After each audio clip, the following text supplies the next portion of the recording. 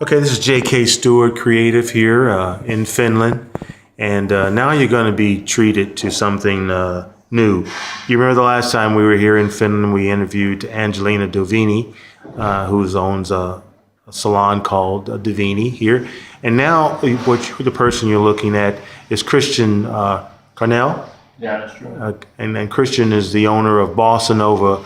Is it Steakhouse? Yeah, it is a steakhouse. Yeah. Steakhouse. But of course, we're here to talk about that, and most importantly, we just concluded the third annual Blues Rock Festival here in Tamasari. So let's get right at it, and tell me, Kristian, where you from, man? You're Finnish, right? Yeah. I'm actually half what could you say, like Finnish Swedish. Yeah. My father is Swedish speaking, and my mother is again Finnish speaking. So like 50% Swedish and 50 Finnish. Yeah. Well, here in this area of Finland, indeed, most people who speak, they speak English, Swedish, and Finnish. Is that correct? True, yeah. Most of the people in this area. Okay. Yeah. But where did you grow up here? No, actually, I grew up in Helsinki. In Helsinki. Yeah. Okay. That's where I've grown up. But I've been spending all my childhood on the summers here in Ekenas, so that's why I'm here actually now as well. Okay, yeah, I know you said Ekenas, but and I said Tamasari, so people will say Tamasari. Yeah, we'll go with Ekenas then. Yeah, we'll go with Ekenas, yeah. Okay, very good. Tell me, we're in your own restaurant. What's been your history with cooking and restauranting? How'd you come to choose a restaurant as your business? No, I started to cook when I was about 7 years old. And then my father teach me how to cook. And then when I was probably 8, I started to do like dinners for my family. And then I felt that this is the thing what I should do. And then I went to the chef school, and I never was really good at school. Cooking was more my style. So I've been working. And then I was 15. I got into a garlic restaurant in Helsinki, and I started to work there. And from there, yeah.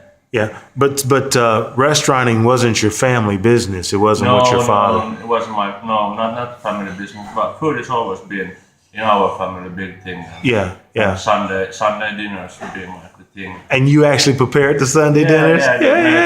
Yeah.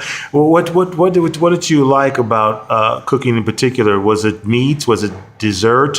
Was it seasoning? What was your strong point? No, maybe the seasoning more or less, and then like fish, meat, desserts, everything. Yeah. That's like the flavor of food. That's the most important. Yeah. Combine flavors, and the food really tastes good. Yeah. And just not a thing that you eat.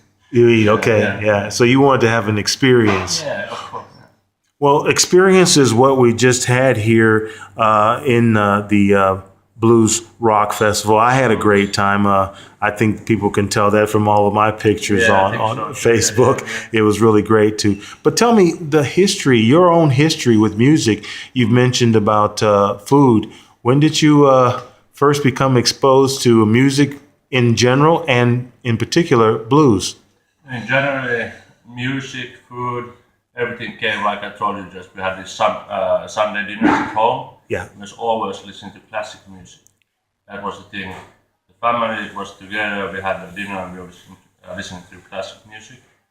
And maybe from there, everything started. And then my father, again, he was working for a big company. Mm-hmm. And he took us always when we were small to different festivals, jazz festivals, classic music festivals, and maybe from there. And my mother, my grandma, she was an opera singer, and she never did like, she had the opera singer's voice. Okay. And again, my mother's granddad, he was a priest, and he said to my grandma that you cannot be an opera singer. Doesn't fit to our family because I'm a priest. So yeah, everything came there. There's always been music in our family. And, okay. But I'm not a good singer. Yeah. I can't play anything, but I have my ears. So I hear what's good music and what's not. So, okay. So probably that's where it's coming from. That's the musical history in general. Yeah. And here in Finland, we spoke about the Pori Jazz Festival. And you told me you have a history with the Pori Jazz Festival. Tell me more about that. I've been, when, like I told you before, my father was working for a big company, and we spent many summers in Pori Jazz Festivals and was exposed to jazz music. Was still more or less than a jazz festival. Now it's like general all music where you can. So it's different nowadays. But that's probably all festivals in Finland. Like you have a rock festival and they just have rap artists there. And, and this is probably the thing that in my festival, if we talk about blues rock, so we're doing blues rock, not rap artists. But in a long time ago, for a jazz festival, it was still a jazz festival. So you have somewhat of a purist about you. If it says jazz, you want to hear jazz. Yeah. If it's blues rock, you want to hear blues rock. That's true, Yeah. Okay. Did you ever hear any blues artists at the Pori Jazz Festival? No, I was quite small. I don't remember. Not that much.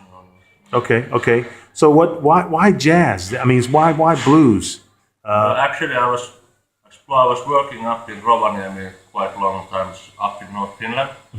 And he was doing this blues, like not more, maybe a small blues festival.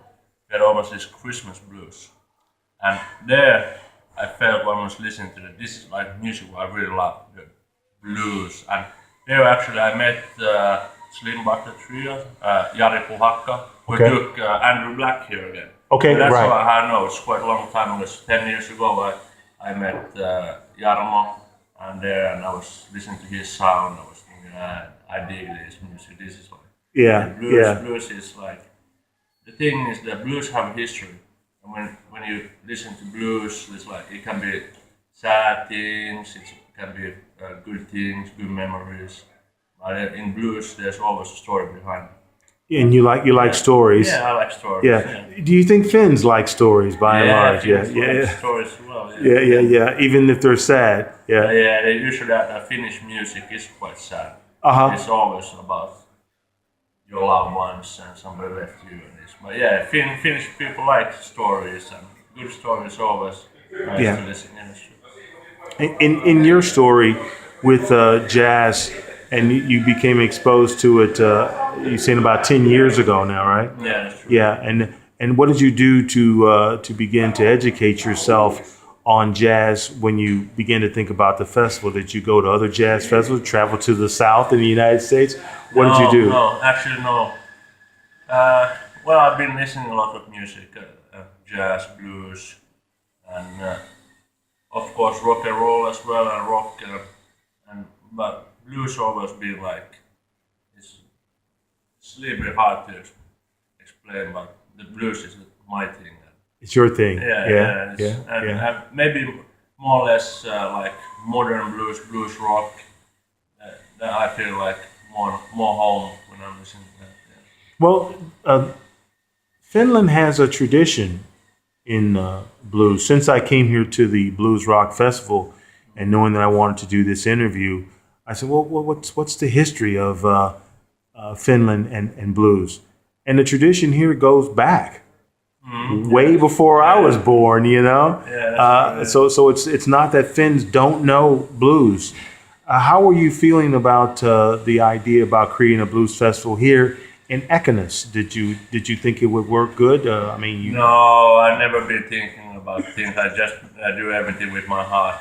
And that's I'm more or less a little bit crazy guy because maybe business-wise, if you think about money, maybe you should do something what everybody loves in Ekenas. But this is my thing. I mean, I want to because blues in Finland.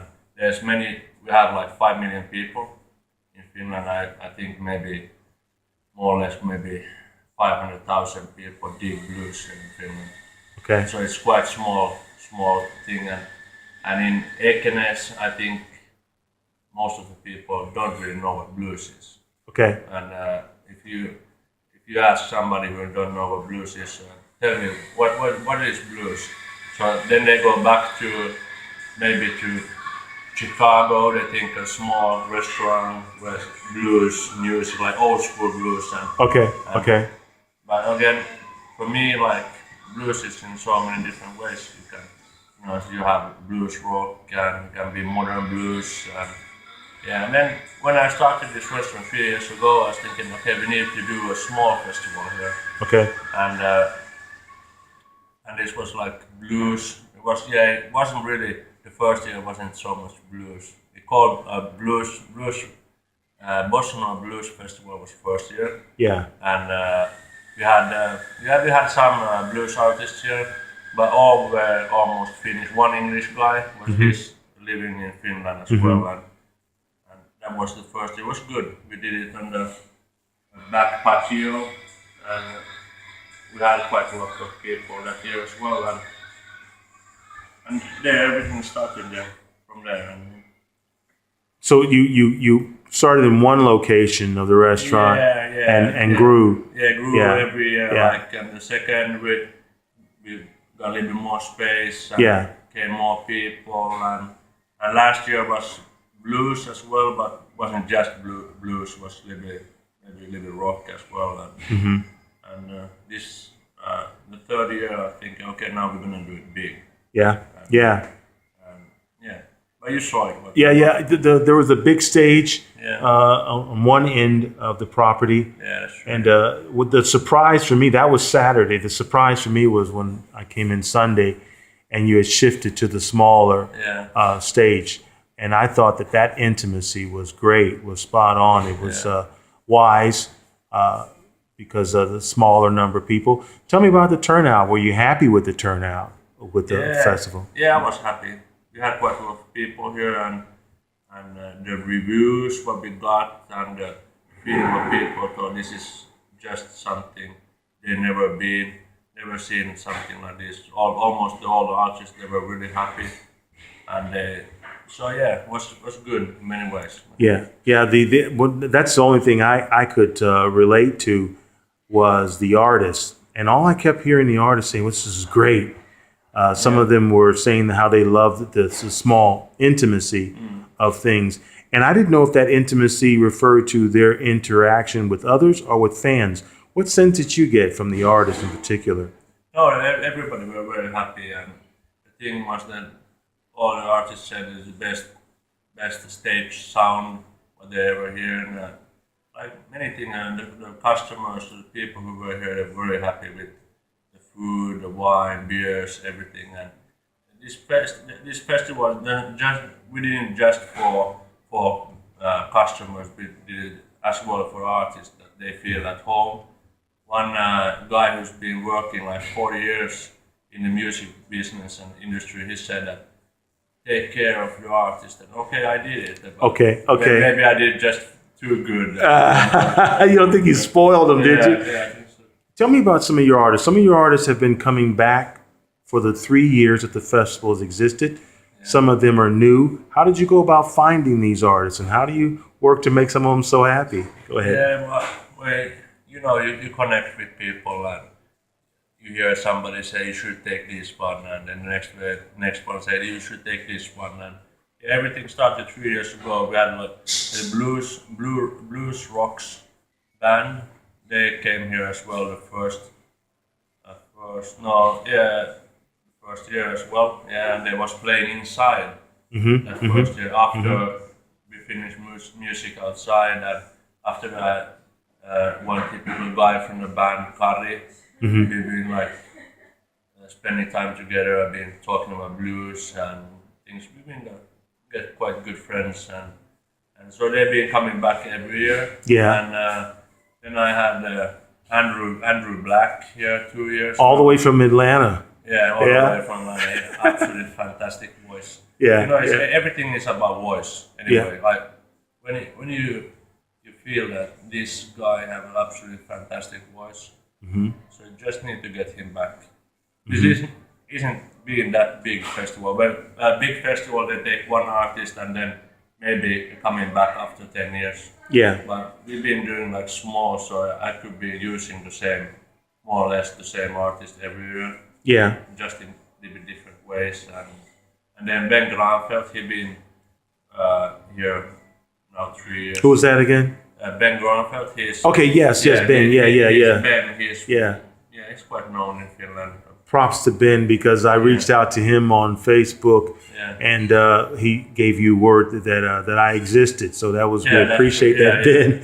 Yeah. And Ben, yeah. He's been here now 3 years in different ways as well. He first was playing him and 2 other guys, and last year he came with his own band, and this year he was playing with Bluesrocks again. Yeah. So using them in different ways every year. How did you learn of Dana, or did they learn Dana? Actually, Kari, like I told you, he told me that there's a really Janis Joplin style music artist, and I started to listen to on YouTube on Dana Okay. And then I just straight away contacted the agency in New York, and he asked that, hey, what is Dana's plans for this summer? And, and the Barefoot and Pregnant tour. Yeah, but I didn't know that yet. You didn't know that? No, I didn't. Yeah. When I started to do the deals with, and decided that we're gonna take Dana here. And after that, Kari said to me that there's one really good blues rock artist in the States as well, Anthony Gomes. Okay, Anthony, out of born in Toronto, right? Yeah. One of my favorite directors of film, I love film, is David Cronenberg, and he's out of Canada. I don't know if he's out of Toronto in particular, but he's out of Canada. But go ahead. So then I started to listen to Anthony's music as well, and that was it. And then I was thinking to take Lawrence Jones here. Okay. A young blues rock musician, really talented. But then that didn't get the timetable. So then somebody contacted me that Sean Webster would be. The British Invasion, I like to call them. Those guys really rocked, didn't they? Yeah, absolutely. Fantastic. And the artists who played on Saturday, such as Sean and Anthony Gomes, did they just volunteer to play on Sunday, or were they scheduled to play on Sunday? They were scheduled. They were scheduled. Okay. Because actually, Anthony, Sean, and everybody, they didn't have any other gigs in Finland. They just came to do this gig here. Okay. That's why I wanted to give them a little bit more playtime so they could play on Sunday as well. Good. I'm going to go back to something you said about loving seasoning food and things of that nature. You also like playing with food too, don't you? Those pictures behind you, tell me a little bit about these pictures behind you. This one's. I mean, I'm more or less like a food artist. I love to play with food. Were these taken over a period of time, or just recently for the restaurant? No, this takes probably 2-3 years ago. About 2 years ago. Okay. Some of the photos are maybe more or less almost 10 years ago, but some of them are like 2 years ago. And this is like what the other thing were like food and music. And food and music, yeah. Future plans. This last festival, burnt your bridge toward festivals, or help build your bridge? No, I helped to build, and when I did this, I've been working with this festival since November, more or less every day doing something for this festival. When the festival was here and was Saturday, I just realized that this is my turning point. To take this, not just to do this festival every summer, that maybe take the company to do like more festivals and do more on product things, and was everything together: music, food, and wine and drinks, and this is what I'm good at. So, Excellent, man. Well, J.K. Stewart, we certainly have appreciated you granting this time for this impromptu interview, and definitely wish you the best, man. Thanks. Keep at it, man. Thanks. Cool. Cheers.